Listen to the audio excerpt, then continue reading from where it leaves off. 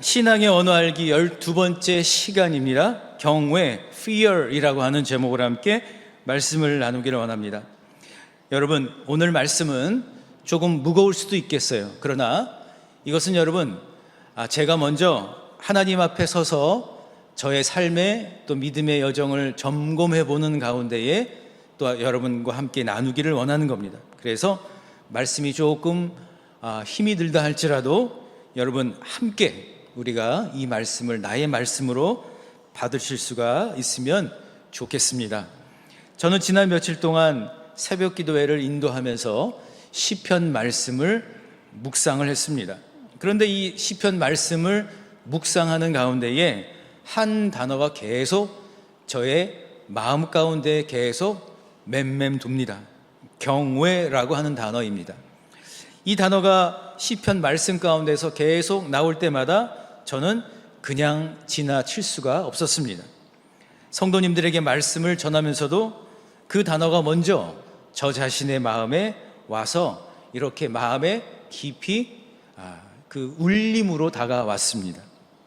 그런데 그러는 가운데에 어느 날 새벽 기도 가운데 저는 저 스스로에게 이렇게 묻고 하나님 앞에 기도를 했습니다. 하나님, 저는 지금 하나님을 경외하는 사람인가요?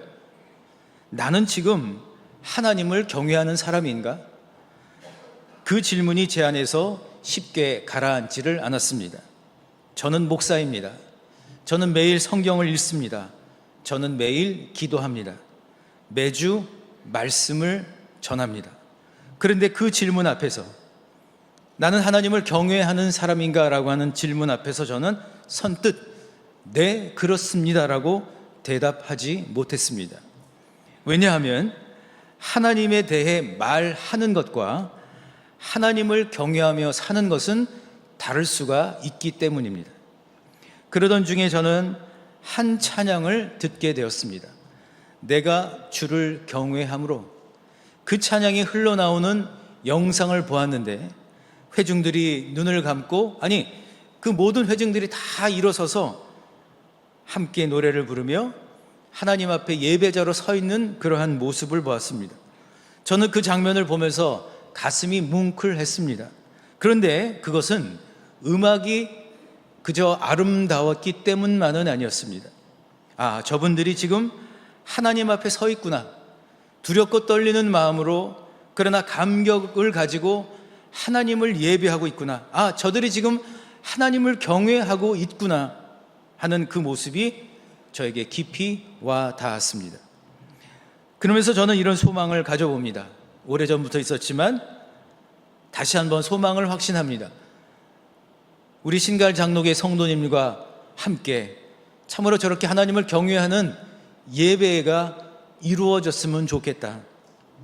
하나님을 두렵고 떨리는 마음으로 찬양하고 경배하면서 삶 속에서도 하나님을 경외하며 살아가는 것, 그래서 하나님의 아름다움을 찬양하고 그것이 얼마나 귀한 신앙의 길인가, 이것을 또 증언하고 또 그렇게 증명할 수 있는 그러한 교회가 되면 좋겠다는 생각을 해보았습니다. 그래서 오늘 이 말씀을 여러분 앞에 가지고 나왔습니다. 경외, 이 단어의 뜻이 무엇일까? 이 단어가 우리의 신앙과 우리의 삶 속에서 얼마나 중요한 것일까? 오늘 함께 나누고 싶습니다. 먼저 시편, 오늘 본문의 말씀을 보십시오. 시편 111편의 말씀입니다. 지금 시편 기자는 찬양을 하고 있습니다. 그런데 이 찬양은 그저 감정에 겨워서 드리는 찬양이 아닙니다.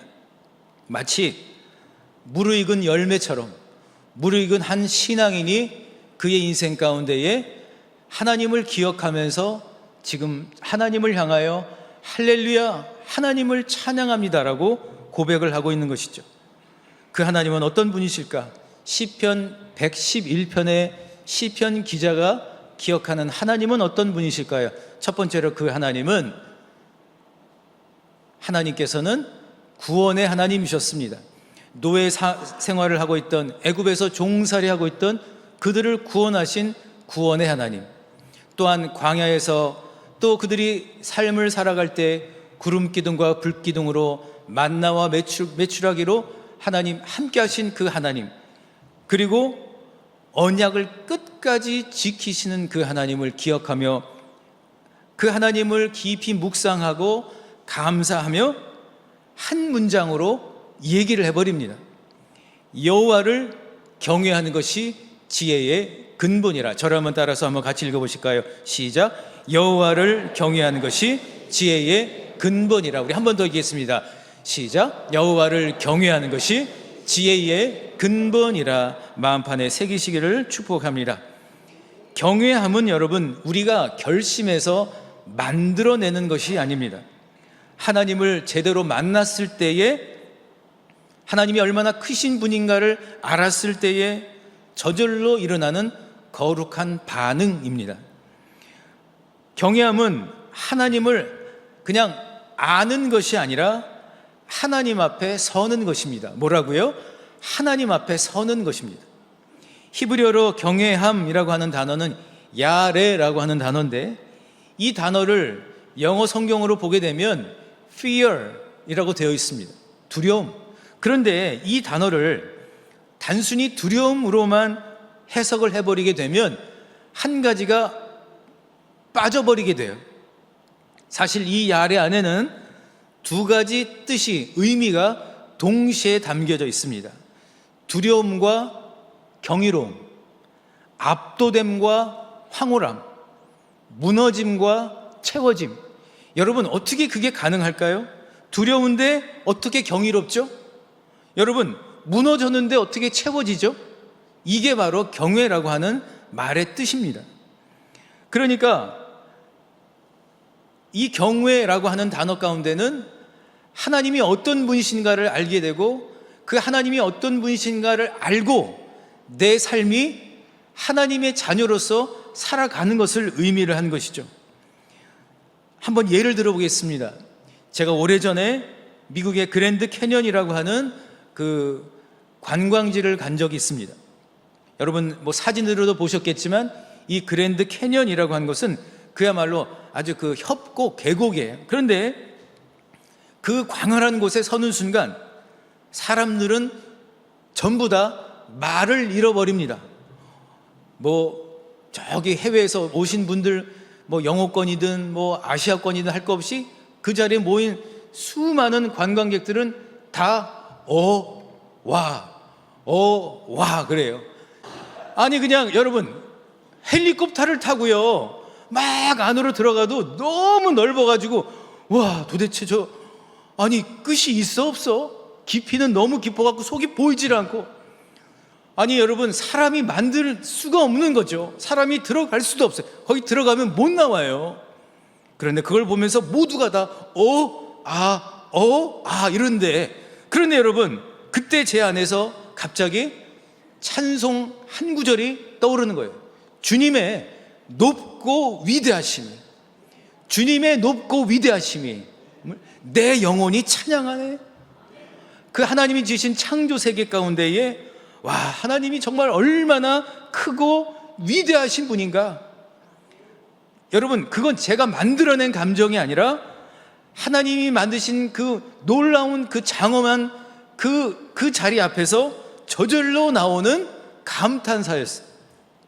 경외함이란 바로 이런 것이죠. 여러분 그렇다면 이 경외함이라는 걸 가지고 우리의 신앙의 현실을 한번 잠시 살펴보고자 합니다. 솔직하게 우리 한번 반응해 보시자고요. 여러분 현대인들만큼, 현대 크리스찬들만큼 하나님에 대해서 많이 알고 있는 세대가 없는 것 같아요. 성경 구절도 많이 합니다. 여러분 마음만 먹으면 여러분 1시간 내에 하나님은 어떤 분이신가 하는 것을 여러분 엄청난 정보를 다 찾아내실 수가 있습니다. 웬만하면 유튜브로 봐도 하나님이 어떤 분이신가 하는 설교문들을 여러분 정말 마음껏 들으실 수가 있습니다. 우리는 성경 구절도 잘 압니다. 우리는 기도의 언어도 나름대로 익숙합니다. 우리는 오랫동안 신앙생활을 해오기도 했습니다. 그런데 솔직하게 여러분 이 질문 가운데 저와 여러분이 답해 볼 수 있기를 바랍니다. 첫 번째 질문입니다. 마지막으로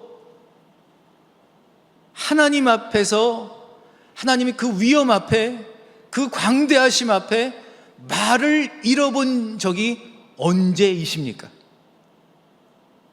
말문이 막힐 정도로 하나님의 높고 위대하심을 경험한 적이 언제이십니까?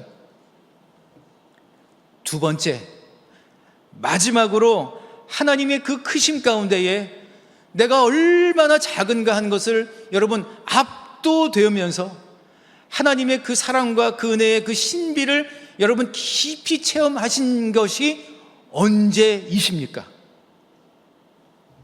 기억이 잘 나지 않으십니까?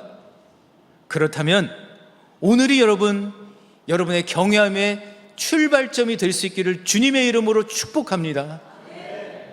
여러분, 익숙하다라고 하는 것은 좋은 것입니다. 그런데 익숙함은 무서운 것입니다.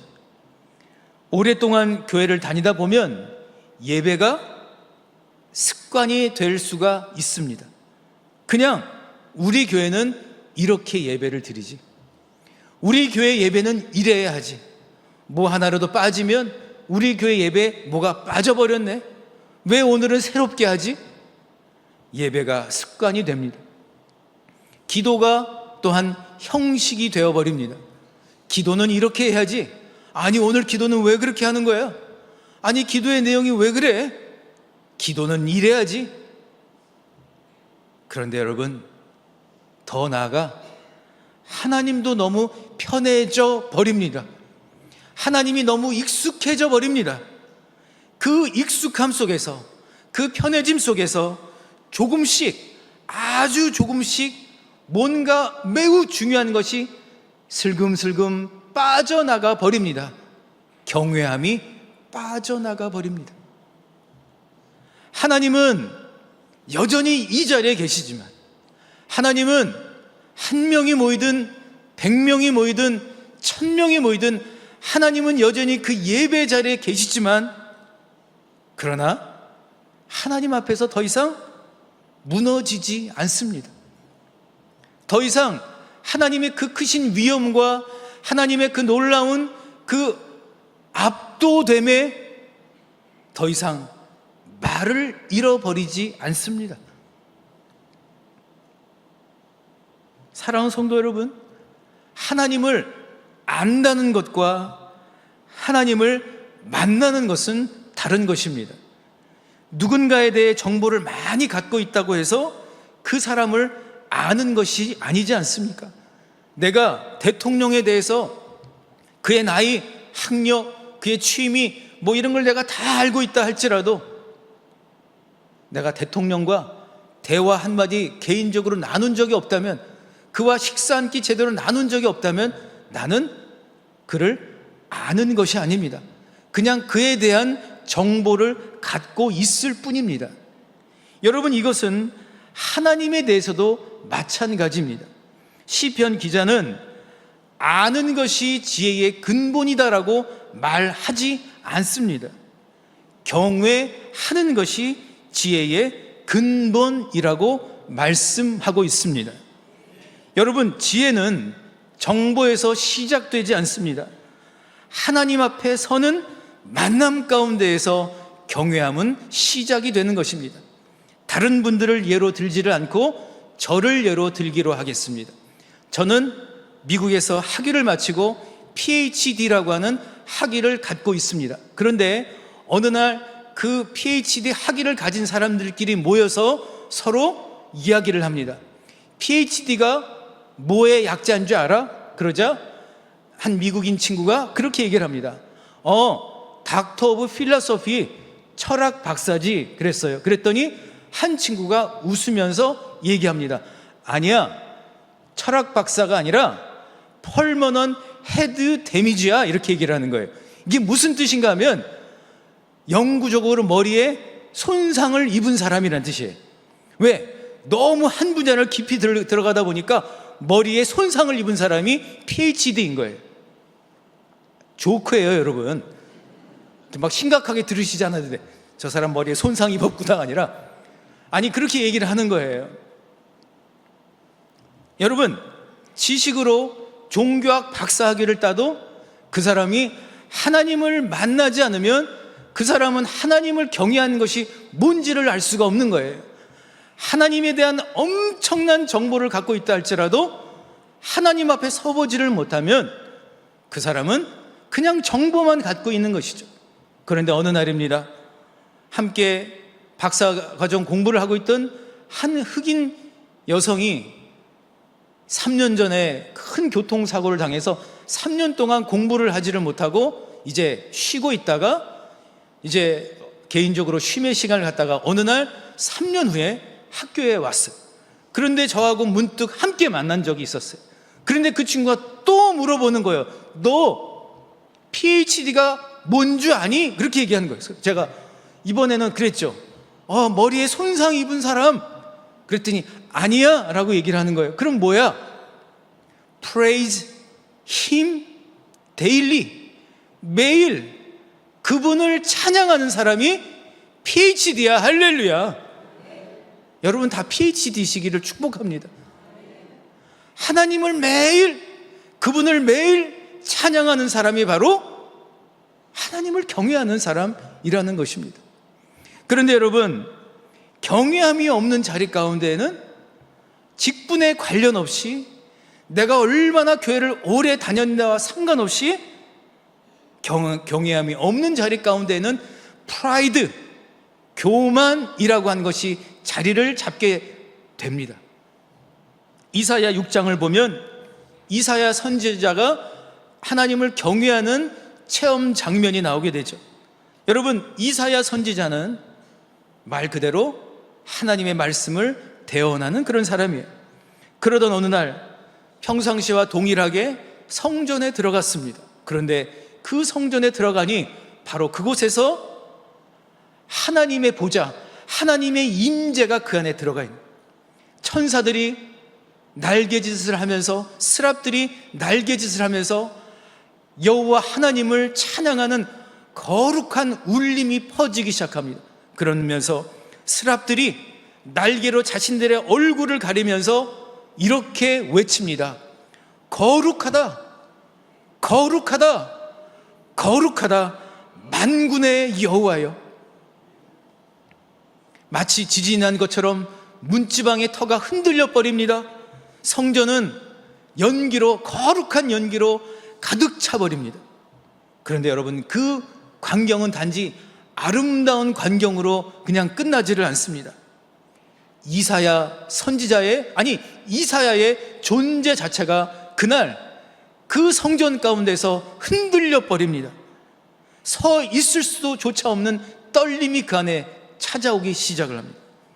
하나님의 임재 가운데에 그가 들어가게 되자 그는 이렇게 외치며 고백을 합니다. 이사야 6장 5절에 한번 같이 읽어볼까요? 시작. 화로다 나여 나는 망하게 되었도다. 나는 입술이 부정한 사람이요 나는 입술이 부정한 백성 중에 거주하면서 만군의 여호와이신 왕을 배웠음이로다. 그런데 여러분, 이 말씀을 한번 잘 주목을 해보시면 이사야는 하나님의 말씀을 맡은 선지자입니다. 그런데 하나님의 임재를 직접 그가 경험한 순간 그가 가장 먼저 본 것은 내 이웃의 들보가 아니었습니다. 다른 사람들의 죄악이 아니라, 다른 사람들의 허물이 아니라 바로 이사야 자기 자신을 보게 되었습니다. 자기 자신, 자신의 입술이 부정하다는 것은 자신이 얼마나 작고 추한 존재인지. 그런데 여러분, 이것이 바로 경외함의 역설이라고 하는 것입니다. 하나님이 크게 보일 때에, 내가 하나님을 크게 경험을 하게 되면 나는 작아집니다.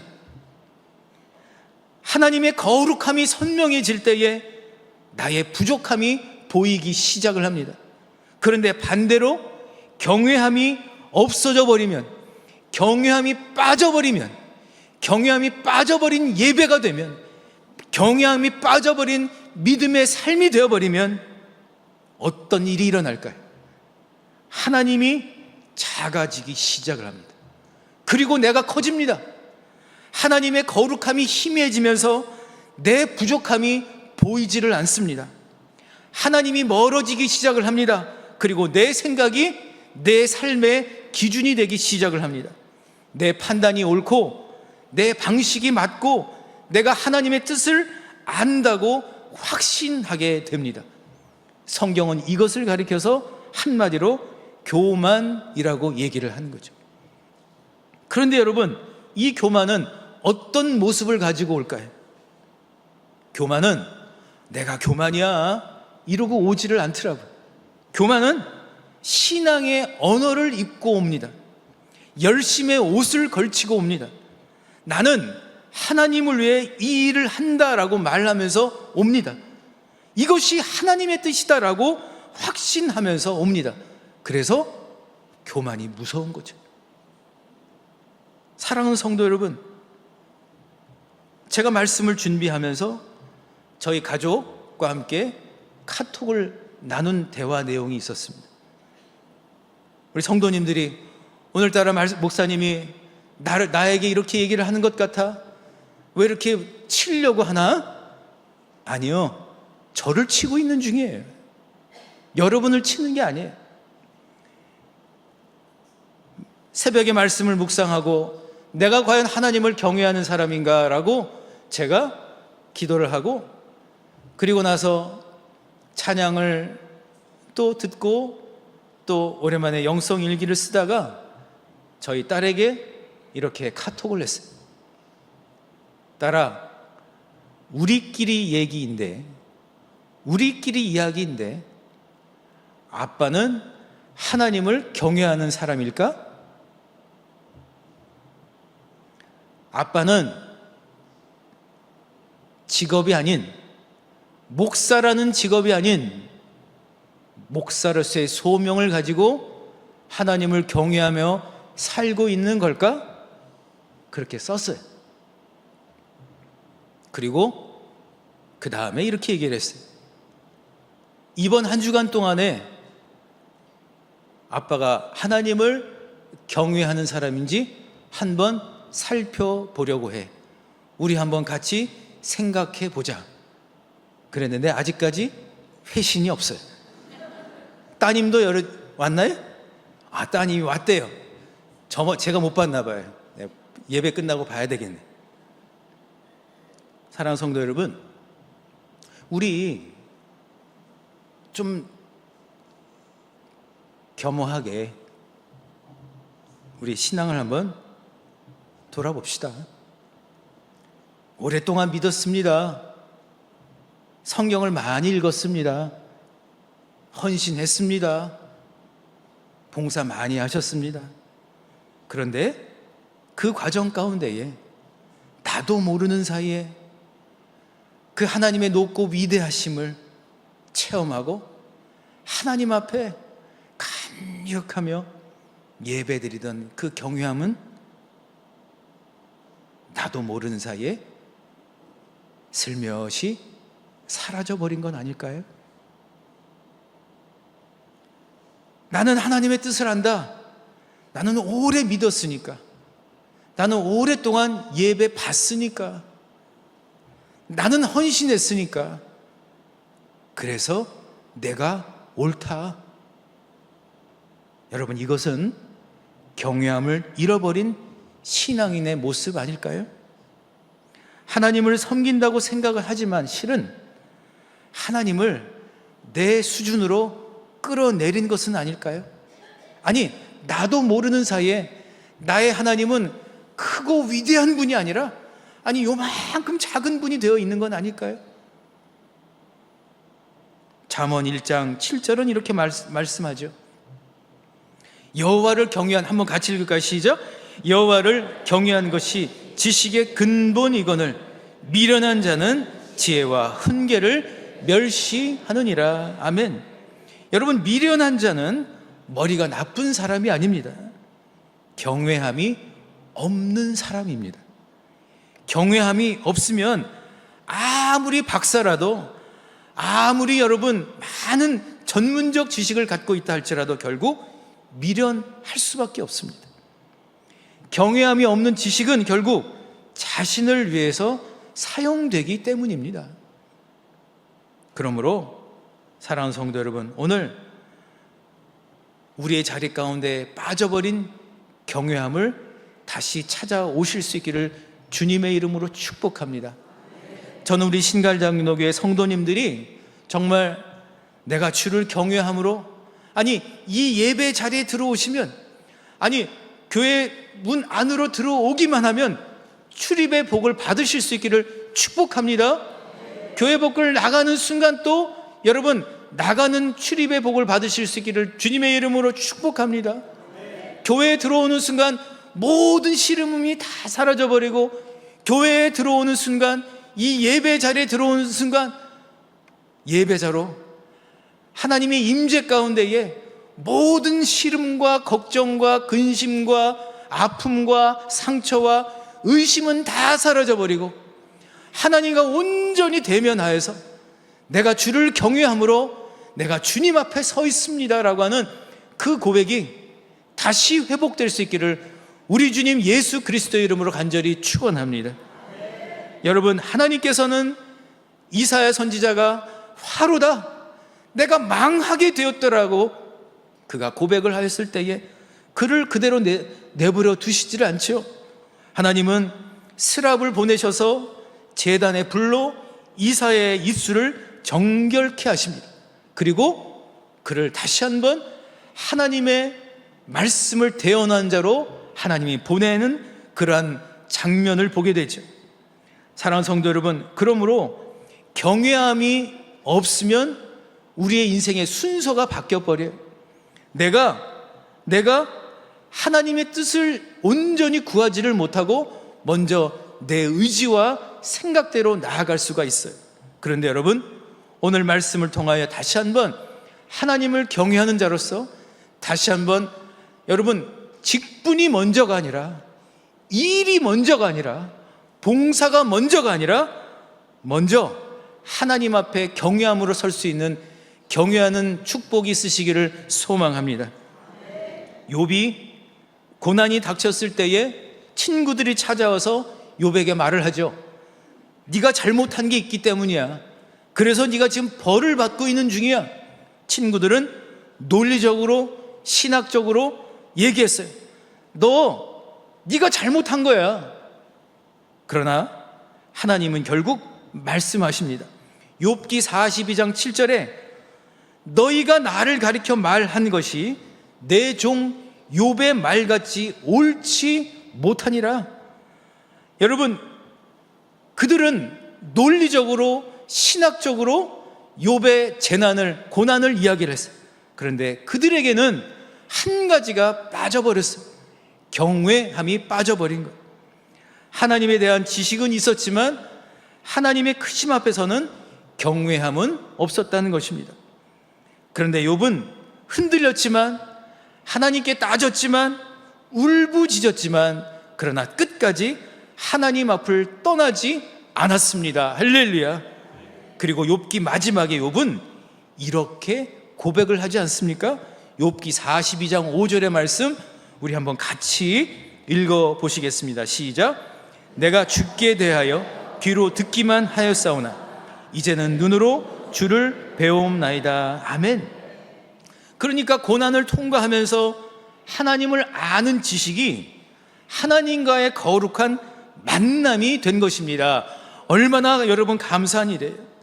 사랑하는 성도 여러분, 그러므로 여러분 전도서 5장 2절의 말씀처럼 하나님은 하늘에 계시고 너는 땅에 있으므로 말을 적게 할지니라. 오히려 하나님께서 하나님을 경외한 자로서 하나님 주신 지혜를 가지고 여러분 입술의 고백을 따라 살아가실 수 있기를 주님의 이름으로 축복합니다. 말씀의 마지막 부분이 아직 결론은 아니에요. 경외함으로 살아가는 삶이 여러분 결국 축복이라는 거예요. 뭐라고요? 경외함으로 사는 삶이 축복입니다. 여러분, 경외함은 하나님에 대해 아는 것이 아니라 하나님 앞에 서는 것이라고 말씀드렸어요. 그런데 여러분, 왜 경외함이 축복일까요? 경외함이 있는 사람은 여러분 하나님께 기대는 사람이에요. 내가 나를 알기 때문에, 나 자신으로는 안 되기 때문에 하나님을 기댈 수밖에 없는 거예요. 하나님의 크심을 알기 때문에 하나님을 그냥 자동적으로 붙잡는 거예요. 그리고 하나님은 하나님을 붙잡는 사람을 같이 붙잡아 주십니다. 할렐루야. 시편 128편 1절에 하나님을 경외하는 축복에 대해서 이렇게 얘기를 한번 같이 읽을까요? 시작. 여호와를 경외하며 그의 길을 걷는 자마다 복이 있도다. 아멘. 그 복이 세 가지인데 빨리 얘기를 할게요. 여러분 잘 들어보세요. 첫째, 경외함으로 사는 사람은 방향을 잃지 않습니다. 뭐라고요? 방향을 잃어버리지 않아요. 하나님을 경외하는 사람은 방향을 잘 잡아야 돼요. 여러분 제가 방향 잘 못 잡는, 여러분 길친 거 아시죠? 동서남북이 그 구분이 잘 안 되는 그런 사람이에요. 제가 여러분 남쪽으로 여러분 수십 마일을 갔던 경험 있지 않습니까? 방향 잘못 잡으면 고생한다. 옆에 계신 분께 방향 잘 잡으세요라고 여러분 권면해 주세요. 방향 잘 잡으십시오. 경외함으로 사는 사람은 방향을 잃어버리지 않습니다. 왜냐하면 무엇이 옳은지, 무엇이 또 어느 길로 가야 하는지를 하나님께서 알려주시기 때문이에요. 두 번째, 경외함으로 사는 사람은 흔들릴지언정 넘어지지 않습니다. 여러분 욥은 끝까지 흔들렸지만 끝까지 넘어지진 않았어요. 쓰러지지 않았어요. 욥이 끝까지 서 있을 수 있었던 것은 바로 하나님을 경외함을 알았기 때문입니다. 하나님을 경외했기 때문이에요. 사랑하는 성도 여러분, 우리의 삶에도 흔들리는 때가 있지 않습니까? 있어요, 없어요, 여러분? 크게 대답해 보세요. 이 부분에서는 있어요, 없어요? 그리고 그 화를 내세요. 있으면 있는 거지. 있죠. 여러분, 우리의 삶에서 흔들리는 순간이 있어요. 질병이 찾아옵니다. 관계가 깨어집니다. 기대됐던 것들이 무너집니다. 소중한 사람이 먼저 떠나기도 합니다. 그런데 여러분, 그 자리에서 경외함은 우리를 붙잡아 주는 거예요. 나를 붙잡아 주는 거예요. 내가 지금 이해할 수 없어도 하나님이 하나님이시라는 사실을 경외함을 통해서 여러분 우리가 힘을 내고 살아갈 수가 있다는 거예요. 세 번째, 경외함으로 사는 사람에게는 하나님이 주시는 긍휼이 임한다는 거예요. 누가복음 1장 50절에 주를 경외하는 자에게는 긍휼히 여기심이 대대로 이르는도다. 무슨 말씀인가 하면 경외함은 하나님의 긍휼을 받는 통로라고 하는 거예요. 한번 따라 하시까? 경외함은 하나님의 긍휼을 받는 통로입니다. 우리 성도님들은 정말 똑똑하신 것 같아요. 그냥 저는 잘 잃어버리는데 그냥 금방 어떻게 이렇게 잘하시죠? 사랑하는 성도 여러분, 경외함으로 사는 삶은 결코 손해가 아닙니다. 경외함은 내가 작아지는 것처럼 보이지만 실은 하나님이라는 그 크신 분의 손에 붙잡히는 삶인 것입니다. 세상에서 가장 강한 손, 여러분 누가 세상에서 가장 힘이 세요? 일론 머스크요? 택도 없는 소리예요. 하나님이에요. 할렐루야. 하나님이 가장 강한 손이세요. 믿으십니까? 천지를 만드신 하나님의 손, 그 손에 붙잡혀 걸어가는 것, 이것이 바로 경외하는 자의 축복임을 여러분 기억하시기를 바랍니다. 이것보다 더 큰 축복은 없어요.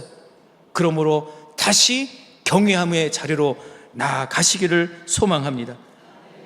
제가 그날 새벽 기도 끝나고 감격했던 그 장면을 다시 한번 기억을 합니다.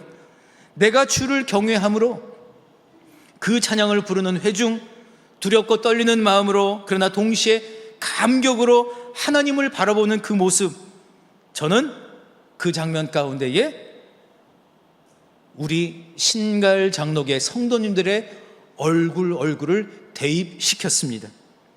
우리 신갈 장로계 성도님들도 경외함으로 가득 찬 예배, 하나님이 하나님의 자리에 계시고 우리가 우리의 자리를 아는 예배, 많이 알아서 드리는 예배가 아니라 하나님 앞에 서서 경외함으로 드리는 예배, 여러분 그 자리로 나아가는 우리 모두가 될 수 있기를 주님의 이름으로 축복합니다.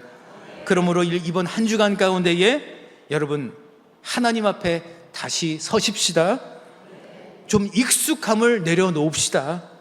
오랫동안 알아왔다고 생각했던 그 하나님 앞에 오늘 처음 서는 것처럼 여러분 서 보시기를 바랍니다. 그 앞에서 말을 잃는 것을 두려워하지 않고 오히려 하나님 앞에 무너짐과 채워짐을 경험하는, 그래서 진짜 하나님을 경외하는 진짜 믿음의 사람으로 살아가는 우리 신갈 장로교회 모든 성도님들이 다 되시기를 주님의 이름으로 간절히 축원합니다. 네, 2부 예배 때 불렀던 찬양이 아니라 다른 찬양을 하려고 합니다. 우리 찬양을 좀 띄워주실까요? 찬양 하나님이시여, 이 찬양을 마음의 고백과 결단으로 드리기를 원합니다. 가슴에 손을 얹으시고 함께 고백으로 드립니다. 하나님이시여, 하나님이시여, 하나님이시여, 주는 나의 하나님이시로다. 나의 몸과 마음 주를 갈망하며 이제 내가 주께 고백하는 말, 여호와는 나의 빛이요, 여호와는 나의 구원이시니 내가 누구를 두려워하리요. 여호와는 생명의 피난처시니 주의 인자가 생명보다 나음으로 내 입술이 여호와를 찬양하리. 내 평생에 주를 찬양하며 주의 이름으로 내 손 들리. 우리 처음부터 다시 한번 고백합니다. 하나님이시여, 하나님이시여, 주는 나의 하나님이시로다. 나의 몸과 마음 주를 갈망하며 이제 내가 주께 고백하는 말, 여호와는 나의 빛이요, 여호와는 나의 구원이시니 내가 누구를 두려워하리요. 여호와는 생명의 피난처시니 주의 인자가 생명보다 나음으로 내 입술이 여호와를 찬양하리. 내 평생에 주를 찬양하며 주의 이름으로 내 손 들리라. 주의 인자가 생명보다 나음으로 내 입술이 여호와를 찬양하리. 내 평생에 주를 찬양하며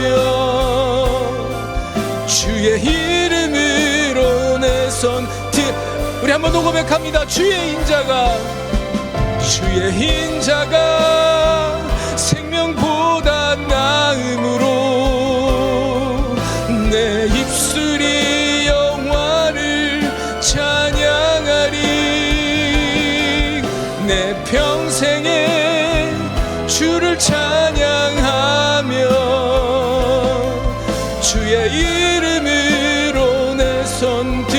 여러분의 목소리로만 주의 인자가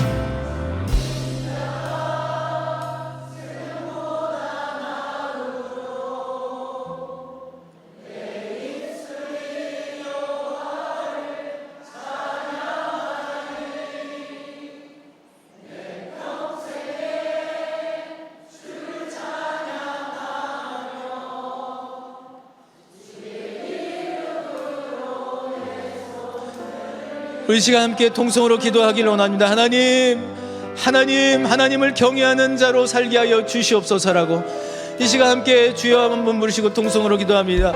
주여,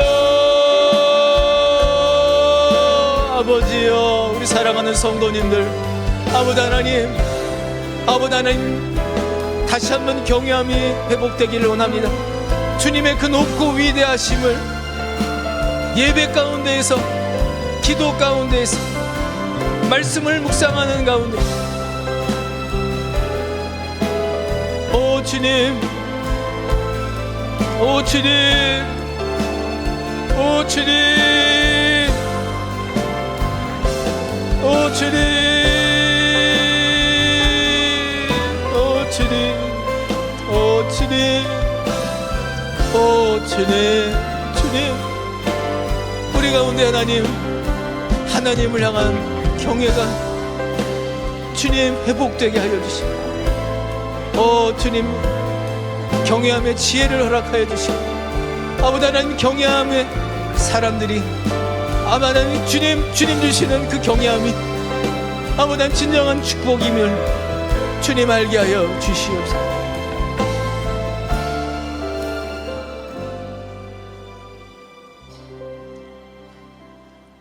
사랑의 하나님, 다시 한번 놓치고 있었고 잊고 있었던 경외함의 자리로 가기를 원합니다. 오 주님, 주님의 그 높고 위대하심을 이 예배 가운데에 다시 한번 고백하며 나아갈 수 있도록 도와주시옵소서. 하나님이 얼마나 크신 분인가를 아는 경외함이 있기를 소망합니다. 나를 의지하는 것이 아니라, 그래서 그 크신 하나님을 붙잡고 하나님과 함께 살아가는 경외함의 사람 되게 하여 주시옵소서.